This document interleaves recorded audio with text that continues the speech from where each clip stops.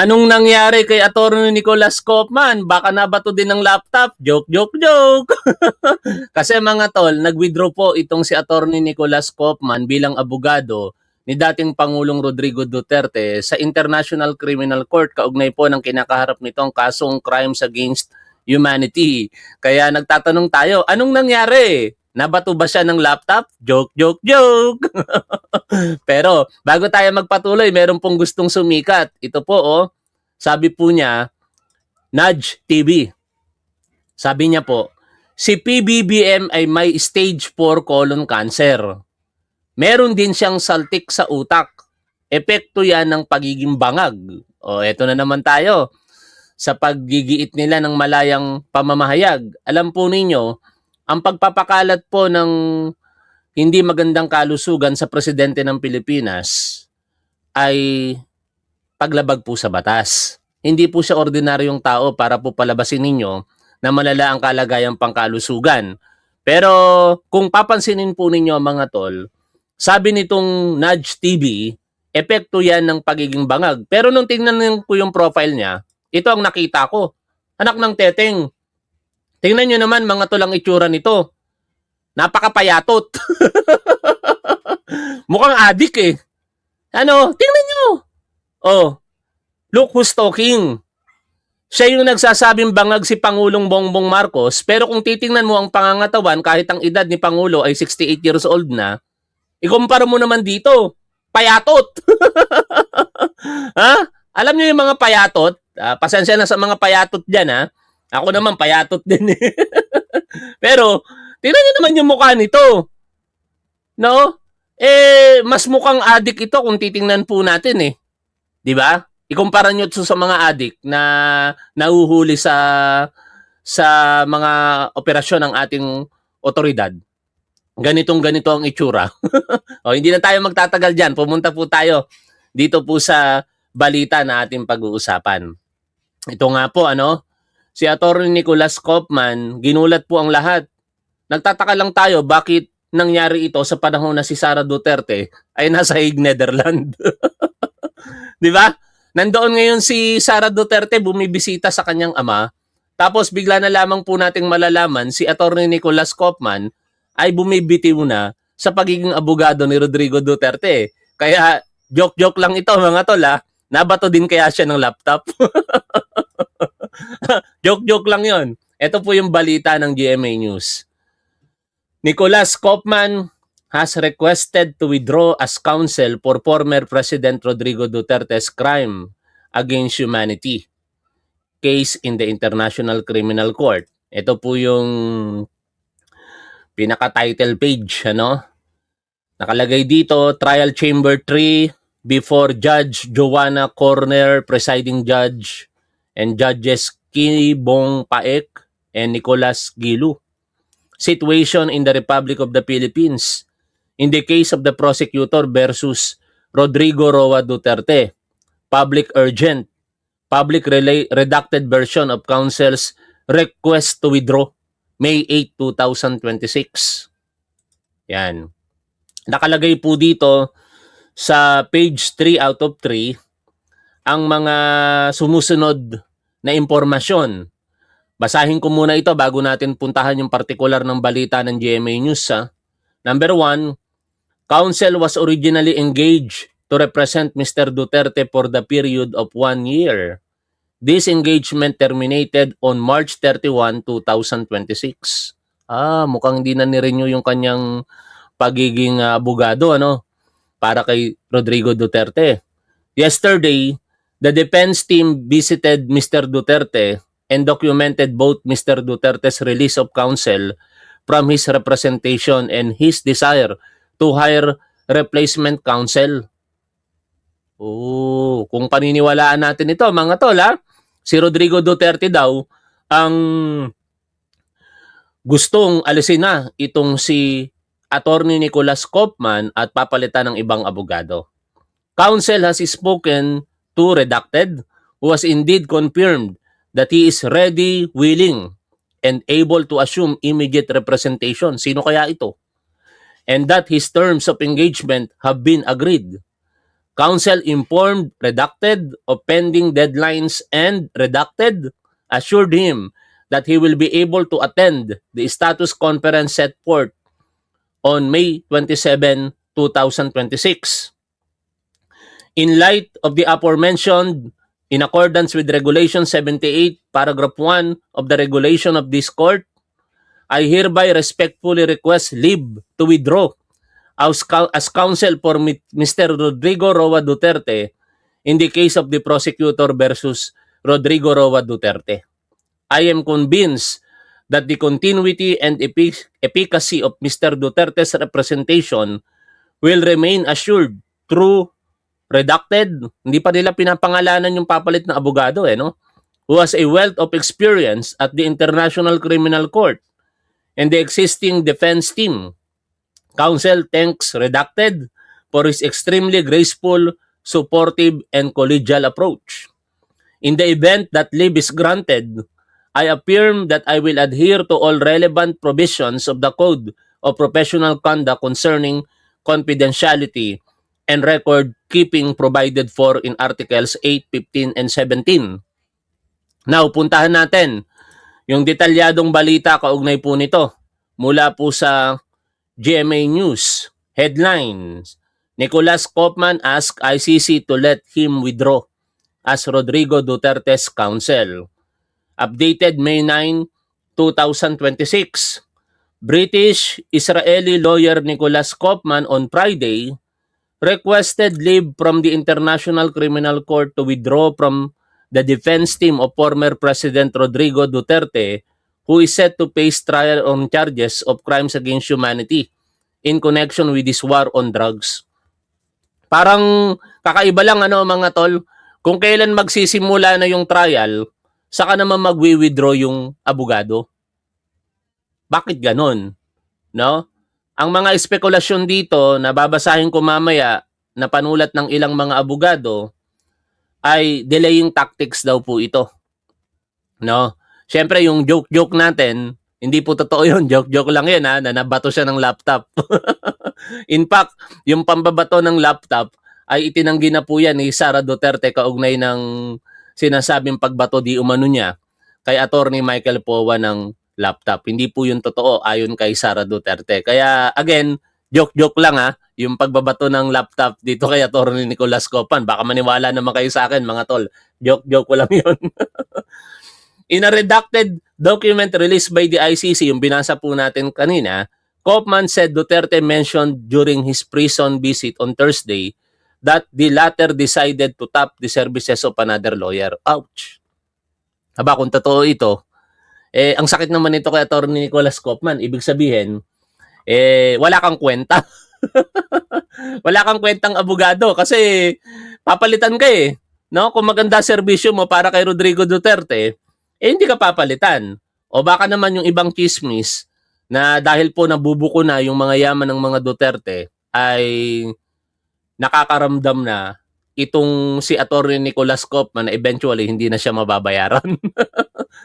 Chismis lang din ulit yun mga tol Anyways, ito pong mga binabasa po natin dito ang sinasabing dahilan nito pong si Attorney Nicolas Kaufman. Pero sa katotohanan hindi lang naman siya ang nag-withdraw. No? Hindi lang po si Attorney Nicolas Kaufman ang nag-withdraw ng kanyang serbisyo bilang abogado para kay Rodrigo Duterte. Meron din pong isang abogado, no? Ito nga po, pinaunlakan na ng ICC. Nauna pa yata ito kay Attorney Nicolas Kaufman.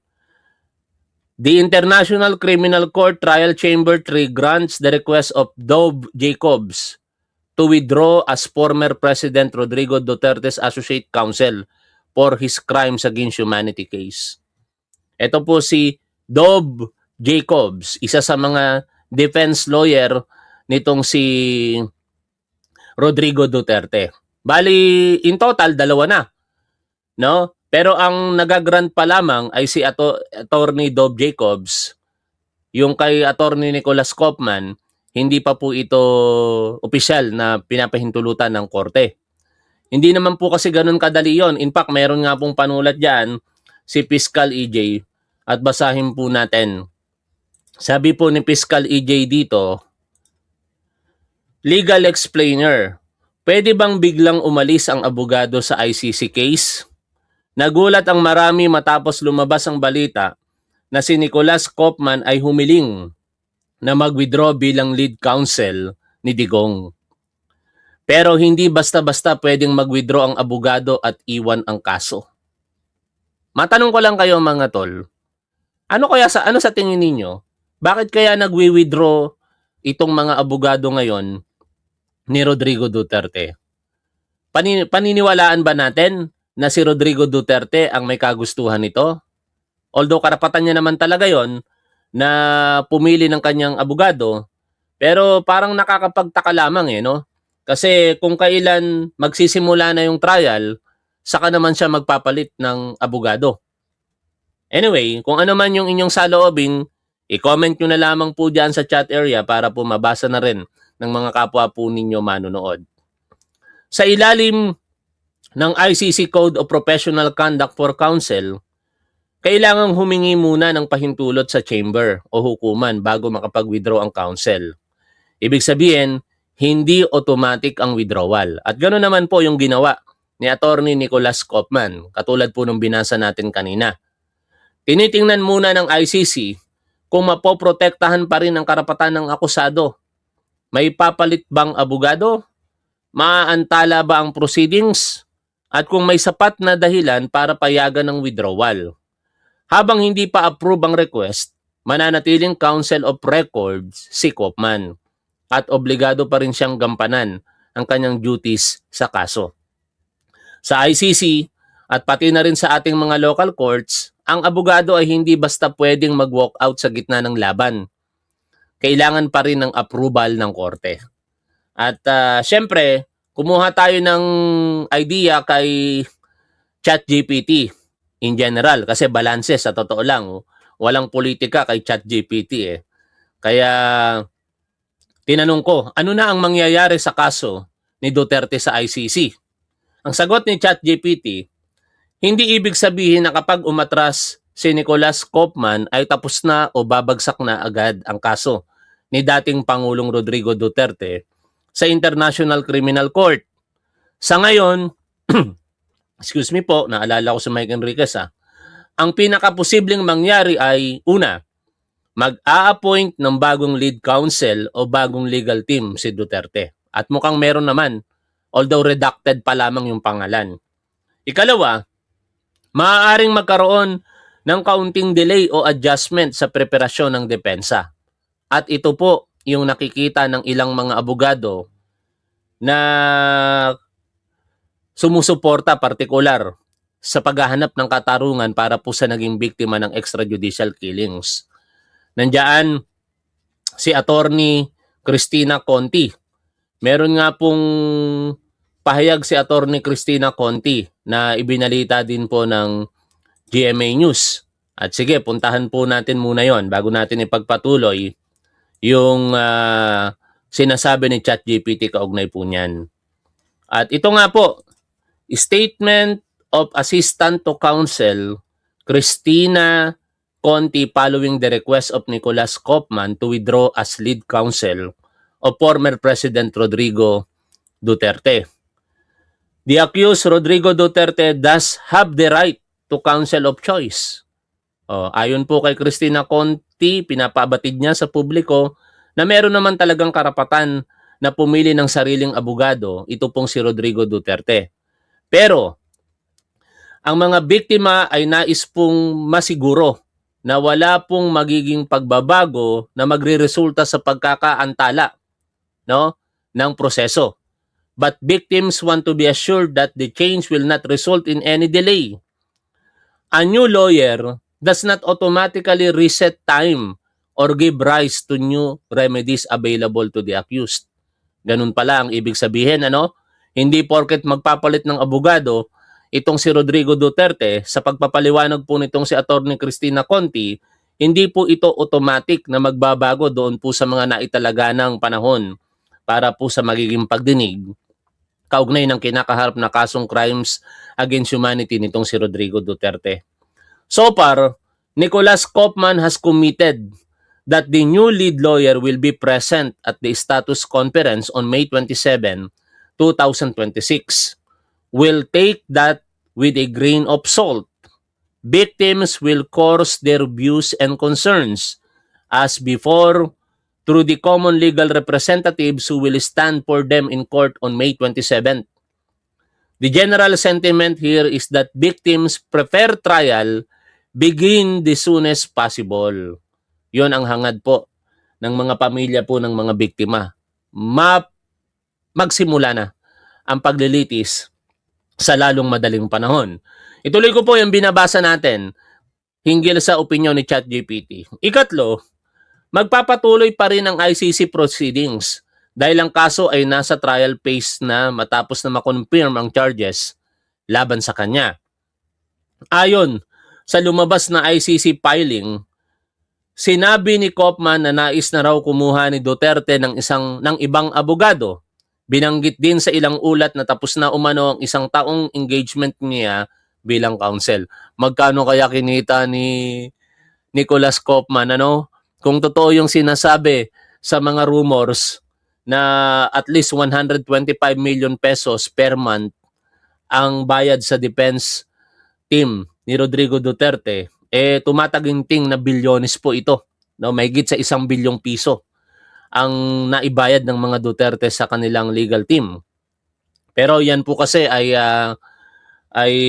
confidential, kaya wala po talagang public records na nagsasabi kung magkano ba talaga ang binabayad ng mga Duterte sa kanilang mga abogado. Bagamat yan naman po ay kalat na sa publiko at ang amount nga po ay hindi daw po bababa sa 100 milyong piso kada buwan. Importante ring tandaan, hindi nakadepende sa isang abogado lang ang ICC case. Kahit umatras ang lead counsel, tuloy pa rin ang prosecution. Tandaan niyo po ito mga tol, itong binabasa natin. May karapatan si Duterte na pumili ng bagong abogado o defense team. Ang mas malaking issue ngayon ay sino ang papalit kay Koopman. Redacted, hindi po natin alam kung sino pa kasi hindi pa po dinidisclose ng ICC yung pangalan ng abogado. Magbabago ba ang legal strategy? Yan ang isang malaking usapin ngayon kasi sinasabi ng ilang mga abogado dito, baka delaying tactics daw po ito. Magkakaroon ba ng delay sa trial proper? Sa kasalukuyan na-confirm na ng ICC judges ang charges at pinasa na ang kaso para sa trial proceedings. Posible din na magkakaroon ng mas agresibong defense strategy. Muling questionin ng jurisdiction ng ICC o subukang maghain ulit ng motion para sa interim release ni Duterte. Ito pong paghahain ulit ng motions para sa interim release ni Duterte, pangkaraniwan na po ito sapagkat every now and then, ayon po sa rules ng ICC sa mga nababasa po natin sa balita, parang kung hindi tayo nagkakamali, 3 buwan yata, pwedeng muling maghain o 6 na buwan, pwedeng muling maghain ang depensa para po sa panibagong request for interim release. And subject again for approval or disapproval po ng korte. Ngayon, basahin po natin yung mga panulat ng ilang mga abogado na medyo skeptic dito po sa pangyayari po na ito at sa tingin nila baka delaying tactic. At ito nga po si Attorney Reyes del Rosario, meron po siyang panulat tungkol po diyan. Basahin ko lamang po ano. Nasa na yon? Oh. Bakit nawala? I believe nabasa ko lang kanina eh. Dinilit na ba ni Attorney Reyes L. del Rosario yung kanyang anyway, hindi ko na makita rito yung nabasa ko kanina lamang. No? Malamang dinilit ni Attorney Reyes del Rosario. Kaya puntahan natin si Attorney Carlo Ibanez. Yan. Hindi ko na ikukwento kung ano yung sinulat ni Attorney Carlo Ibanez kasi dinilit niya na eh. Irespeto natin kung ayaw niya pong mabasa na. Ito naman kay Attorney Carlo Ibanez, nakalagay po dito, withdrawal ni Koopman, delaying tactic yan. So, nag-resign si Koopman bilang abogado ni Digong sa ICC. Inuulit po natin ha, Sa paniniwala po ni Atty. Carlo Ibanez, ang pag-withdraw ni Koopman ay pang-delay sa proseso. Matagal ko nang nakikita ang legal strategy ng kampo ni Digong. Ang pinakaayaw nilang mangyari ay magkaroon ng full trial na matatapos sa conviction.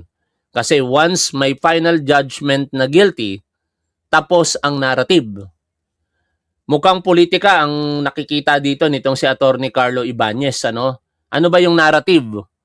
Kasi ang sinasabi po ng mga Duterte supporters, walang kasalanan si Rodrigo Duterte. At yun po yung kanilang pinaniniwalaan. May mga tao din naman kasi na kahit sumusuporta, partikular kay Duterte, ay nakadepende din sa kung ano ang magiging desisyon ng korte. Kung magdidesisyon nga naman ng korte at makukonvict itong si Rodrigo Duterte, baka yung ilang mga Duterte supporters maniwala na. Ay, totoo nga ang ginawa ni Rodrigo Duterte kasi ito yung naging desisyon ng korte. At kung kanino man kami maniniwala, syempre sa korte. Ngayon, hindi papabor yun para sa mga Duterte, lalong-lalo na sa parating na halalan sa 2028. Alam naman natin na ang kakandidato sa pagkapangulo na si Sara Duterte, wala namang bisa po talaga ito kung hindi dahil anak lamang ito ni Rodrigo Duterte. Yan ang katotohanan. No? Si Sara Duterte, kaya malakas sa tao o sa mga Duterte supporters dahil po anak siya ni Rodrigo Duterte, nothing more, nothing less. Wala namang napatunayan si Sara Duterte bilang lingkod bayan. Kaya siya sinusuportahan ng mga Duterte supporters dahil po sa kanyang ama. At kung mapapatunayan na si Rodrigo Duterte ay may kasalanan sa pamamagitan po ng paghatol ng korte, baka yung suporta na yon ng mga Duterte supporter mawala para po kay Sara Duterte. Kaya ang gagawin nila ay hanggat maaari, ide-delay ang proseso at malagpasan muna ni Sara Duterte ang kandidatura nito sa pagkapresidente sa 2028. Pero maya-maya na natin puntahan si Sara Duterte, no? Kaugnay din ng kanyang kinakaharap na impeachment complaint. Ituloy ko muna ito pong obserbasyon ni Atty. Carlo Ibanez po dito. Kaya mapapansin mo, ayon pa kay Atty. Ibanez, halos lahat ng galaw ngayon umiikot sa delay. Kino-question ang jurisdiction, inuungkat ang health condition niya. Ngayon naman, umatras si Nicolas Koopman bilang counsel. At oo, malaking delay yan sa proseso. Bakit? Kasi may karapatan ang accused sa counsel of choice. Kapag wala pang abogado or nagpapalit pa ng legal team, pwedeng maantala ang proceedings dahil kailangang respetuhin ang due process. Pero mukhang hindi naman ganito yung sitwasyon, Sa redacted version na binasa natin kanina, may abogado na eh. No? Ito po, katulad po nung nabasa natin kanina rito, meron na pong abogadong nakuha si Rodrigo Duterte. Although, ito po ay hindi po pinangalanan. No? Ang nakalagay lang kasi rito, uulitin ko po yung binasa ko kanina, counsel has spoken to redacted. Yun po yung abogadong pinili na ni Rodrigo Duterte, who was indeed confirmed that he is ready, willing, and able to assume immediate representation. Isa lang ang sigurado natin dito, yung pronoun na he. Kaya lalaki po ang papalit kay Atty. Nicolas Koopman bilang abogado muli nitong si Rodrigo Duterte. Pero wala pa pong binibigay na pangalan. Balik muna tayo ulit dito sa binabasa po natin na panulat ni Atty. Ibanez. Sa totoo lang, mas politically useful para sa kanila kung hindi matapos ang trial. I agree. Katulad na po nung pinaliwanag natin kanina. No? Lalong-lalo na paparating ang halalan sa 2028, kinakailangan ng mga Duterte ang lubos na innocence sa harapan ng mga Duterte supporters nitong si Rodrigo Duterte. At masisira yung naratibo na yon kapag biglang bumilis ang proseso at magsimula na nga ang trial. Siyempre, kapag nagsisimula na ang trial, kahit hindi pa yan matatapos, makikita na unti-unti yung mga ebidensya. Maaaring mag-shape up yon ng public opinions. laban sa mga Duterte.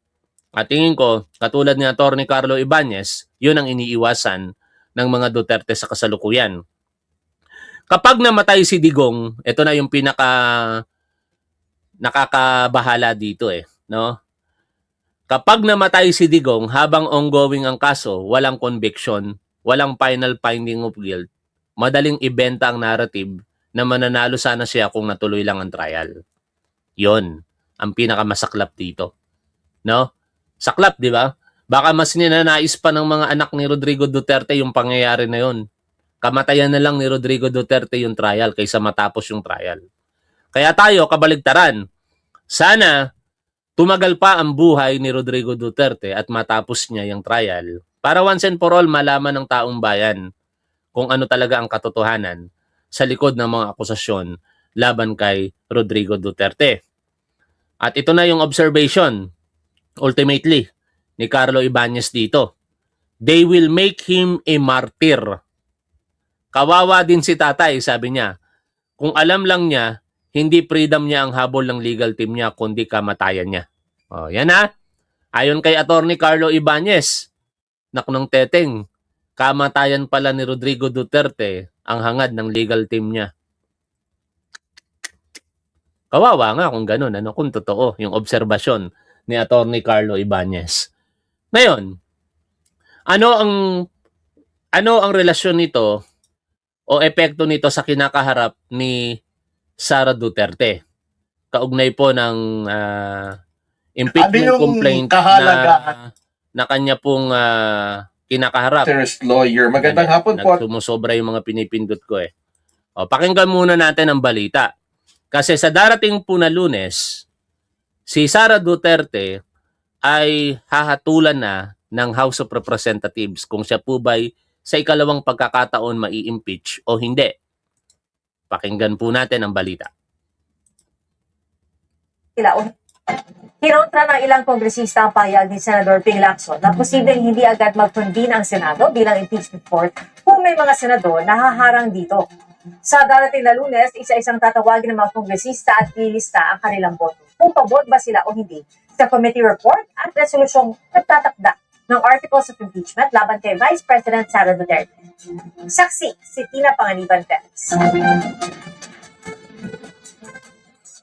Sa nakatakdang botohan sa plenaryo sa Lunes, si House Committee on Justice Chair Representative Jervy Luistro ang magsusponsor sa committee report at resolusyon nagtatakda ng Articles of Impeachment laban kay Vice President Sara Duterte. I will be speaking on everything that happened before the Justice Committee. Of course, the fact that this evidence remains unrebutted even to the date of the plenary vote because the respondent Vice President never answered the allegation of offenses in the impeachment complaint. There might be interpolations and debates and baka sa Monday rin maganap ang voting by the plenary. Sa ngayon, wala pang opisyal na nagpalista, but I understand some of the members are interested to show their support or express their dissent to the results or the decision of the Committee on Justice. Base sa rules on impeachment ng Kamara, roll call vote ang gagawin. Ibig sabihin, isa-isang tatawagin ang mga kongresista at ililista ang kanilang boto. 106 na boto ang kailangan para maiakyat ang Articles of Impeachment sa Senado. Basta raw pakuha ang botong ito, kahit mas marami ang mag-no o mag-abstain, aakyat pa rin daw ang Articles of Impeachment sa Senado. It doesn't affect the validity or the approval of the articles of impeachment because the Constitution simply requires that at least 1/3 of all the members of the House of Representatives, regardless of how many will say no or how many will abstain. Pagkatapos ng botohan, It will be transmitted as soon as the Secretary General of the Senate is open to receive the articles of impeachment. Kunyari, nag-adjourn kami, inumaga kami, the following day, Tuesday, 9 o'clock, pwede nang i-transmit yun ng Secretary General of the House so that the Secretary General of the Senate could receive the articles of impeachment. Kinontra naman ni De Lima at Defensor, Sa huling nakalap po nating impormasyon, hindi po bababa sa 180 ang mga kongresista na boboto para po muling i-impeach itong si Sara Duterte. Kaya tingin ko mga tol, proseso na lamang po ang sinusunod dito, meron na talagang sapat na bilang. At may mga pinapakalat ngayon ng ilang mga kapwa natin content creator na magbibitiw daw po itong si Sara Duterte bilang Vice Presidente. No, nakita ko po iyon sa post ni Balita at Kaalaman. No? Pero sabi niya dito, sure na daw. Kaso lang may daw. Magre-resign si Sara Duterte before plenary vote re-impeachment. Bukas po yun. Sa Lunes. Therefore, I nominate Kiko Pangilinan for VP and Secretary ng DA. Okay din si Ping Lacson at Vicente Tito Soto. Kaso magkakagulo Senado pag wala sila. Naniniwala ba kayo na magbibitiw itong si Sara Duterte? Di ako naniniwala mga tol. Kasi yan na lamang ang tanging proteksyon na meron si Sara Duterte sa sarili niya sa ngayon. No? Kakapit yan ng kapit tuko. Kasabihan nga po iyon na talagang matindi ang pagkakakapit kapag kakapit tuko sa posisyon na yan. The moment kasi na magbitiw si Sara Duterte at ang rason lamang para makatakbo siya sa halalan sa 2028, mababaw po na dahilan yun eh. No? Dahil unang-una, marami na pong nagpapaliwanag ng mga legal expert na ang pagbibitiw sa posisyon ng isang impeachable officer ay hindi kahulugan na magtatapos ang proseso laban sa kanya. Tandaan po natin, ang layunin ng impeachment sa mga naghahain po nito at ang kaparusahan po nito ay removal from office and disqualification to hold public office in the future. No? Perpetual disqualification. At kung matatanggal siya sa kanyang posisyon sa pamamagitan ng pagbibitiw, hindi mawawala yung posibilidad na siya pa rin ay ipe-perpetually disqualified ng impeachment court if ever na magsimula na yan sa Senado for the reason na ang pinaka-primary reason nga ay yung fitness niya to hold public office. Biruin ninyo, kung ang gagawin lamang kung ang mga impeachable officer ay mai-impeach, tapos ang gagawin nila magre-resign na lamang para sa susunod na pagkakataon, pwede pa silang mahalal o ma-appoint sa gobyerno, di parang nawala po yung purpose ng public accountability and impeachment. Kaya mahinang dahilan po yon para po sabihin na magbitiw ka para makatakbo ka sa 2028. Pero mas nakikita ko, this is my opinion lamang, na mas kakapit tuko itong si Sara Duterte dahil proteksyon niya po ang pagiging vice presidente sa mga legal battles na kanyang kinakaharap. At higit sa lahat, syempre, yung safety and security niya. Unang-una, kapag hindi na siya vice presidente, mawawala sa kanya yung mga nakatalagang security details na napakarami. Daan po ang pinag-uusapan diyan. Hindi bababa sa 300 security personnel. Meron nakatalaga kay Sara Duterte. Mawawala lahat yan. Meron mang matitira, hindi na ganun karami. Pangalawa, yung posibilidad na siya isampahan ng kasong kriminal, mas mapapadali para sa mga magtatangkang kasuhan siya. Or yung mga kasong kinakaharap niya na ngayon, mas mapapadali na yon dahil mawawala na yung question na talagang naglalaro ngayon, even sa Office of the Ombudsman, kay Ombudsman Boyong Remulla, na kapag ka ang Vice Presidente, kahit mahatulan ito ng korte, parang ang hirap ma-implement ng penalty of imprisonment. Kasi kapag ka ipinakulong mo ang Vice Presidente, it means na tinatanggal mo siya sa kanyang mandato bilang Vice Presidente. which is bawal sa konstitusyon.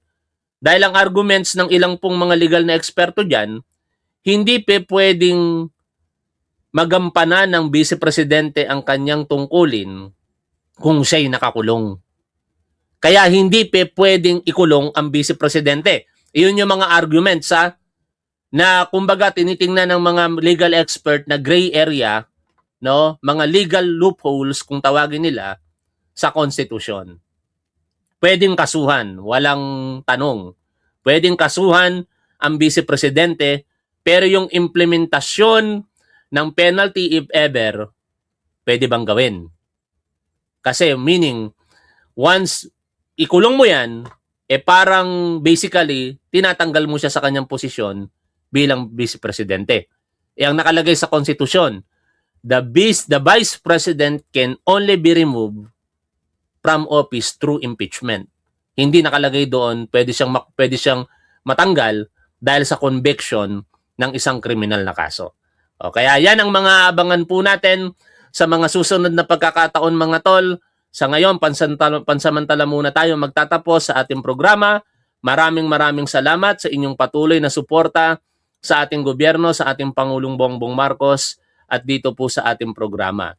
Kung kayo po ay gusto pang makapanood ng mga ganitong updates sa mga nangyayari sa ating lipunan, huwag niyo po sanang kalilimutang mag-like at isubscribe na rin po ang ating channel at kung pwede, i-share nyo na rin po. Shoutout po sa inyong lahat. Magandang araw po. Ngayon ay May 9, 2026. Lagi po nating tandaan kung ano po ang tama at dapat doon po tayo. Keep safe. See you always. Bye for now mga tol.